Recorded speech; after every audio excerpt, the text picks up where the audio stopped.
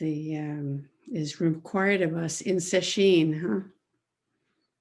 When we've been meditating for hours, it's late at night or early in the morning, and we really have had a chance to exercise patience and in service to deepening our presence,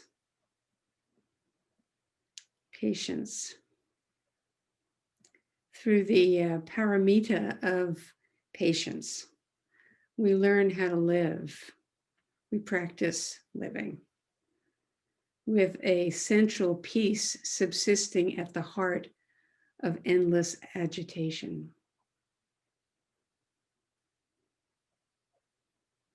This life is in constant agitation and change, as we have lived through this week, certainly.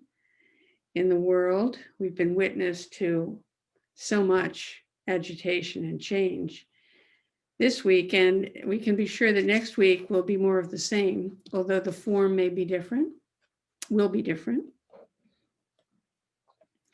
The world is true to ever-changing form, agitation and change.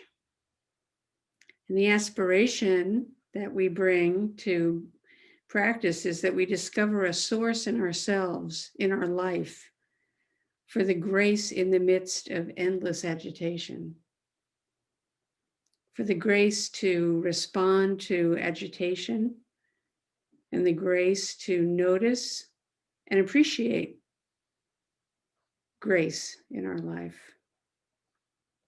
all the blessings,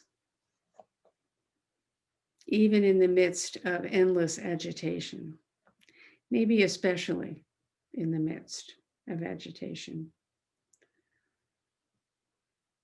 We look in several directions for guidance in how to find and tap the source of this grace in our lives, meditating and refining our absolutely unmixed attention, that is Zazen.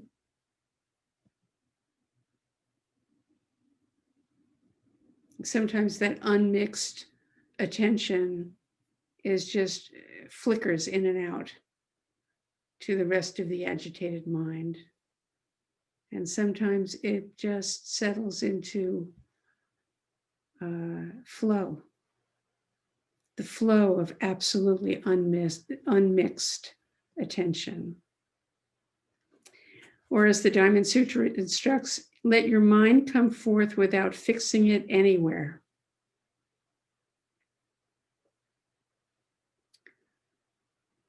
That requires a great deal of letting go and relaxing habitual grasping mind,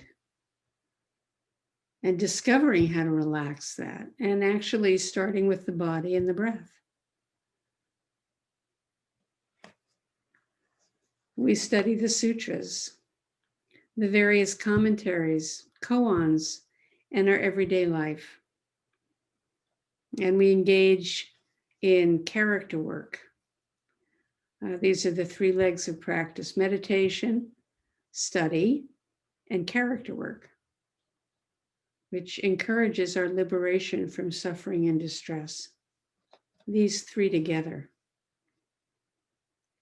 Character work, which consists of cultivating the attitudes that help us maintain a sense of purpose and dignity as we meet the unavoidable unsatisfactoriness of human existence. With consciousness comes the ability to like and dislike. So this is unavoidable. No matter how privileged we are, there are always challenges and difficulties. No matter how deprived we are, we nonetheless have full access to the treasury of unobstructed luminosity. How we approach these unavoidable difficulties is what the paramitas are all about.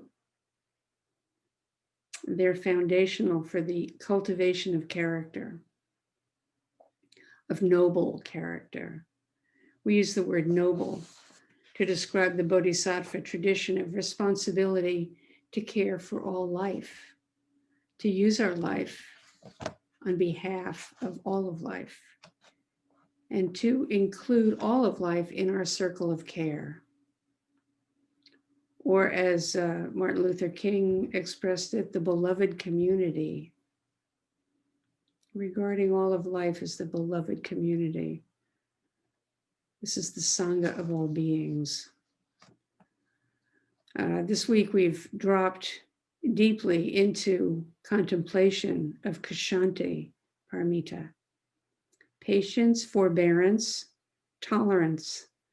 Thich Nhat Hanh translates Kshanti as inclusiveness, which is a great other way to look at it. And it reminds us to hold awareness as a wide embrace. Hold it widely, including everything. So here's a story. There's a young Zen monk and his master strolling through the gardens of the monastery.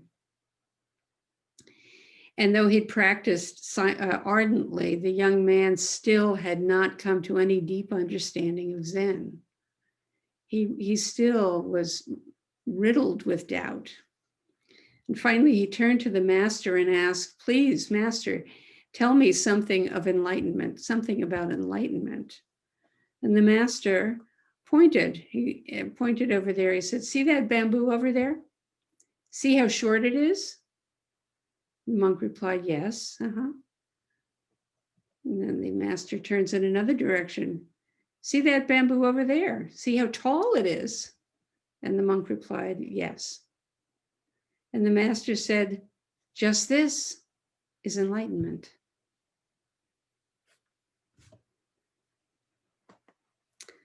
Too simple. It's too simple. I want it more complicated. I want it more mystical. If the monk was ready to understand the words of his master, to include his every step, then just this is enlightenment would have been the turning words, turning an ordinary exchange into a liberation, into the stroke of insight that releases from doubt, helping him have an aha kind of a moment. Oh, just this.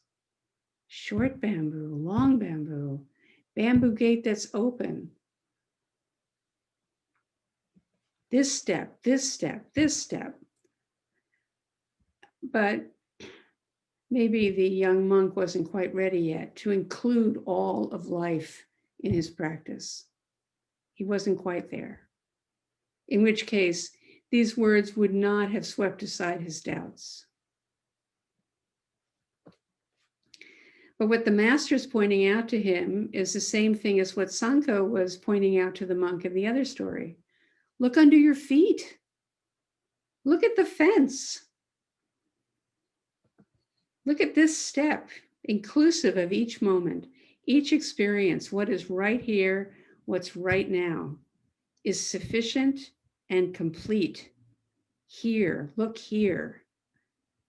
Here is your entire life, nothing missing. Every moment is your entire life, complete. This is really pertinent to the current moment in the world where we are waiting to get back to normal. We can think that this is not it, and we're just waiting until it comes back. But this is it. This is always it. Our complete life here. Consider how liberating that is to say, what can I do with this moment, these circumstances? Fully live into them. Nothing missing. Do not waste time, it says in our chant, because this is the only time we've got. Well, then in addition, if the young monk understood those words at that moment, he may or may not integrate that insight. He may have an, oh, I get it moment. But it wasn't quite big enough to just really break open into a lasting and deep release. Because then what we could say is needed is virya paramita, diligence. So insight is great, but it needs to be regularized and integrated. And we do that through this kind of relentless practice that we have of coming back moment after moment after moment, as part of what virya paramita points to. Persistence, practicing continually with a mind of inclusion, including everything continually. So all of the paramitas need each other. They are all integrated into each other. And because this life, this moment is all integrated. Diligence, virya, and patience, forbearance, kshanti need each other. They work together. All of the perfections work together. Dana, generosity, sila, morality, kshanti, tolerance, patience, forbearance, dhyana, meditation, concentration, and prajna, wisdom, mother of all Buddhas, the perfection of understanding, free from knowledge, concepts, ideas, and views. Prajna paramita. Our friend Jogen Sensei will be coming and giving us a talk in a few weeks on Prajna paramita. And we will be looking into all of these paramitas in the coming weeks.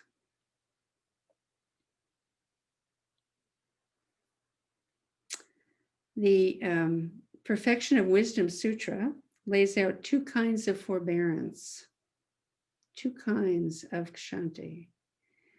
It says one is the ability to withstand physical and mental abuse, holding steady in a high wind, holding steady in the midst of endless agitation.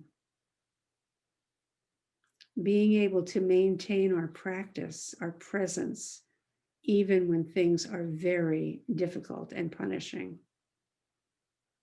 In spite of that, remembering to practice with it. And then the other part, the other kind is the capacity to engage in the pursuit of truth without fear. Isn't that interesting? To engage in the pursuit of truth without fear. So how does that relate to your own experience? If you take a persistent look, do you find that you have some fear about inquiring more directly into your own experience? Or is it just not having the habit? But where there's fear, there's guarding, and it's not possible to open further until the fear is experienced and attended to. For some who have the effects of early abuse to work through, fear can definitely come up in practice. As we open more completely and release the energy that has been tied up in guarding, and release the energy that comes with insight into ourself, into the system of the self, the energy and what it lights up can scare us. Sometimes it can be it takes a lot of courage to do this practice and look directly at our experience. Let it be expressed. And so this can bring up very strong emotions, as memories come up, or regrets, or guilt, or grief, or anger.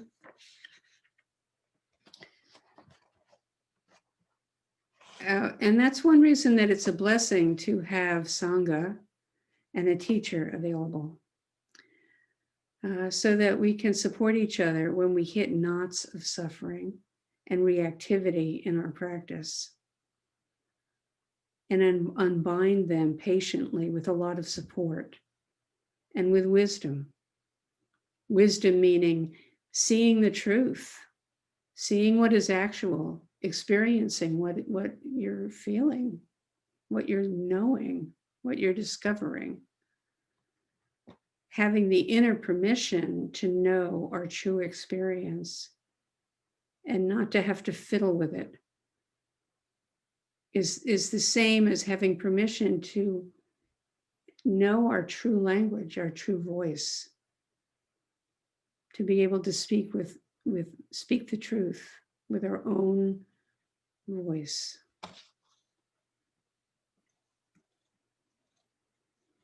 Our practice of meditation, concentration, dhyana, is another aspect of character work that we continually and diligently engage.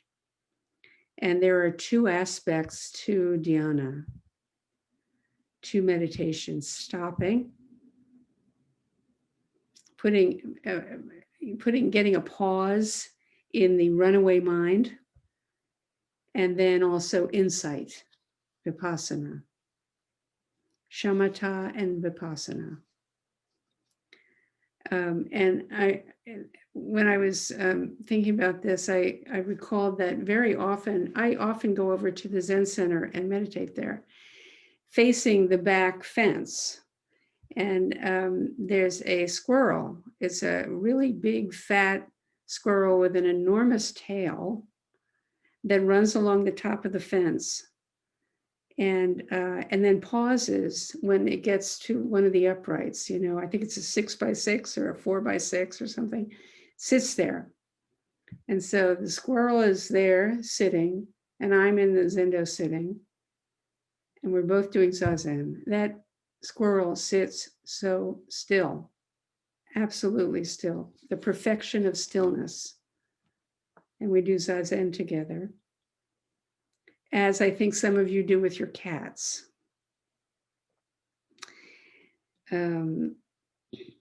And then, as if the bell rings, the squirrel resumes running along the top of the fence, skittering along the fence, jumps into the tree branches, leaps over to the neighbor's, the railing of the deck, and then keeps going and jumps into a further tree. And I have to laugh because that's exactly what the mind does in meditation. We may have a really good sit and have, a pause at the top of the 4x6 for a while.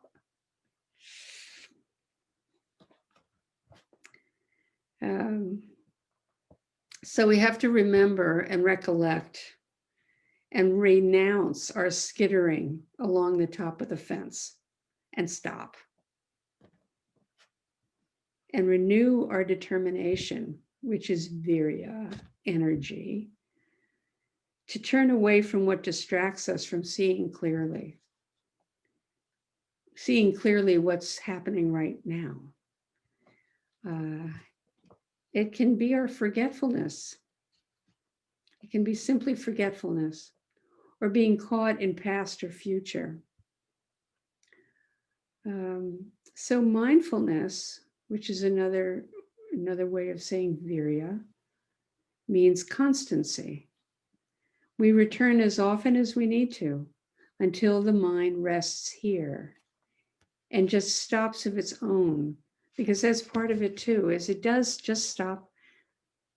It stops on its own, because this is the natural state. This is a natural state. And when it stops, we enjoy the central peace subsisting at the heart of endless agitation, resting in the now. And when we're resting in the now, we can begin to look much more specifically and more subtly, more minutely into whatever the experience is right now. And this, we could say, is the source of wisdom. It's where the source of wisdom is to be found. And we all have to look into this for ourselves. Or else these are just words. It's like selling water by the river. But when we determine that we are going to look into this for ourselves, then we have really committed to the way of liberation. So again, the 6 paramitas, in this case, the 6, I'm talking about the 6. There's also the 10. Generosity, morality, diligence, forbearance, concentration, and wisdom. And just so that you get used to these words, because you'll hear them in Dharma, Dana, Sila, Virya, Kshanti, Dhyana, and Prajna. The beauty of studying the paramitas is that they are a reliable source of inspiration for our practice. They don't have any fixed content, but emerge in a living way as we conduct our lives and experience intimately the life of our present moment. A moment which has no boundary, just as our field of vision has no boundary, in which the one continuous moment where we experience the grace of our life. It is not to be experienced anywhere else. There is nowhere else.